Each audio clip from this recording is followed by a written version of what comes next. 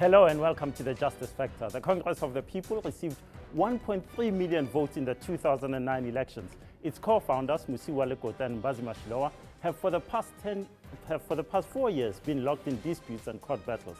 Today we ask Mbazima Shilowa, who has been expelled and interdicted by the party, if this is the end of the fighting. After that interview, we give you a winner and a loser for the week. But first, we go to the big political story of the week, and that's the announcement on Sunday by long-standing ANC member, Advocate Dali Mpofu, that he's dumping the ANC after decades to join Julius Malema's economic freedom fighters. Advocate Dali Mpofu joins me now to discuss his move. Advocate Mpofu, welcome to the show. I must it's good to have you here, but I feel like deja vu. You know, I've just been talking about Mbazima Shilowa. I've seen this before. 2009, COPE, it's all fantastic and exciting. 2004, ID, all fantastic. Leaders are joining up. 1999, UDM. Why the EFF? Why now? Well, I think the difference is that the EFF really does offer a new political direction, and it is not really so much about the politics in the raw sense. It is about a political direction, and it is a direction that is mapped out by young people largely. And I think that if you look at the history of this country, whether it was 1912, 1944, 1976, or the 80s, young people have been at the forefront of bringing about real change. And I think that the fresh vision that is offered by the EFF, for me, maybe it's because I was also a radical youth once, is one that is attractive, and I think is the best on offer. What's so radical about the EFF? I mean, nationalization of the mines, that's not radical, it's just misguided. Well, that's what you might think, but you know, these are the issues that need to be debated by South Africans, whether or not the mineral wealth of this country should be used to alleviate poverty and inequality, or whether the profits should go elsewhere, taken by multinationals to alleviate poverty in their countries.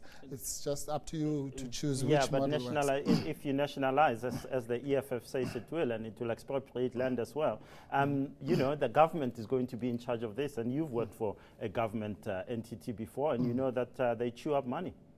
No. The issue is you cannot rule out involvement of the private sector. It's happening right next door in Botswana. You cannot rule out the participation of the private sector, but the question is who should control. That's not nationalization in Botswana, which has been one of the most successful countries that has used its mineral wealth. It's a public-private partnership, which has worked beautifully. But that's exactly what I'm saying. When I say you cannot rule out private involvement, I mean public-private partnership. It's a logical conclusion. But expropriation, that's not a partnership. You're expropriating. I'm taking your stuff. No. Expropriation, you see, the issue there is a constitutional one, really.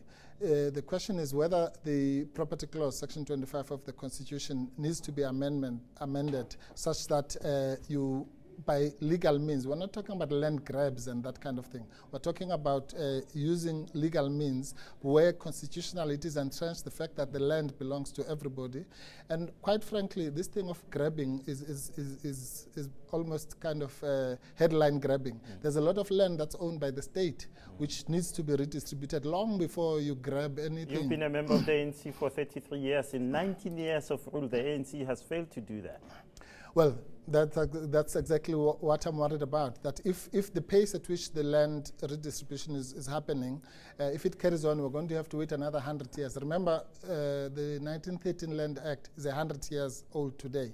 So we can't wait another 100 years before we redistribute the land. But come on, give the ANC some slack here. The ANC has built a fantastic, huge middle class. The ANC spends more on education than many other countries around the world. The ANC has given us, and not the ANC alone, but we've had 19 years of peace and prosperity. We had 6%, nearly 6% growth in 2005. Surely you can't say this is a total failure. No, absolutely not. I mean, the list is endless. If I were to tell you about the achievements of the ANC, we'll be here all night. Nobody is saying so the why ANC. Aren't you staying? No, because the political direction that the country is being taken to is a neoliberal path, which is not going to take us anywhere. We are now the most unequal society in the world. Now, if you are the most unequal society in the world, you cannot treat that ailment by massaging it. You need radical therapy, if you understand. Let me put it to you that you will not get the 75% you need to change Section 25 of the Constitution. Well, that's another debate. You don't know that. Ian Smith said a black man will not rule in his country in 1,000 years. That's a totally different context. The no, ANC. But how do you know that we won't get the 75%? Do you think you're going to unseat the ANC at 65.9%? You're going to wipe them out and you're going to get, let's say, 2/3 it doesn't have to be majority. done by a single party.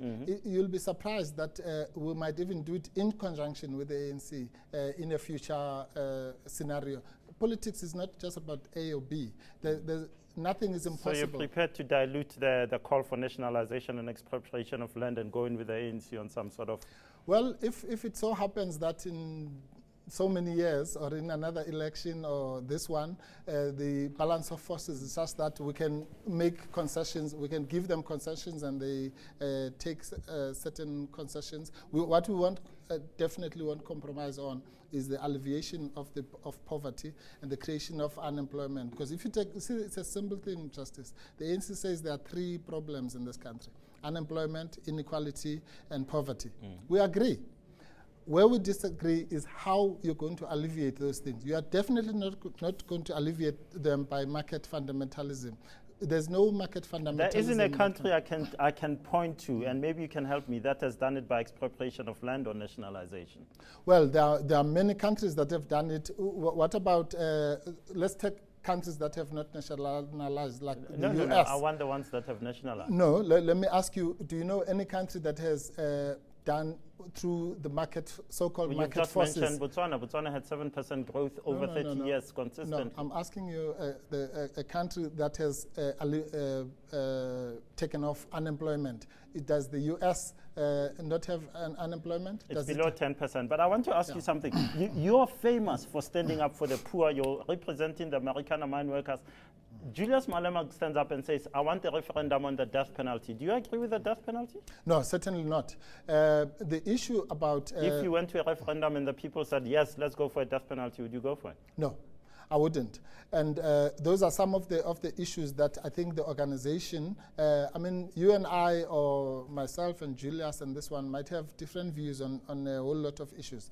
But ultimately, we're going to have to, we come from a culture of organizations that are democratic. So the membership of the organization is going to have to be convinced by its leadership, hopefully, on some of these subtle issues. I personally do not think that the death penalty is a sufficient deterrent. If I believed that it was a deterrent to crime, I probably would support it. One last question. I'm sorry we've run out of time, but you've said the ANC is following neoliberal policies. They've been going on for a long time, under Thabo Mbeki, under Nelson Mandela. Jacob Zuma comes on. Are you leaving the ANC because of the leadership of President Zuma? No, but then I should have left in 2007. Maybe you're just trying to change it from within? No, but no, that's true. That's a fair question. There are people, even now, who believe that the ANC can still be changed from within. I respect their view. I just differ with them. My own experience is that it can no longer be changed from within, that the change is irreversibly to the right wing, and we should look for alternatives. Advocate Mpofu, good luck with it. Thank you. Thank you very much. Thank you. After the break, we ask Mbazi Mashilowa what the future holds for him and for COPE.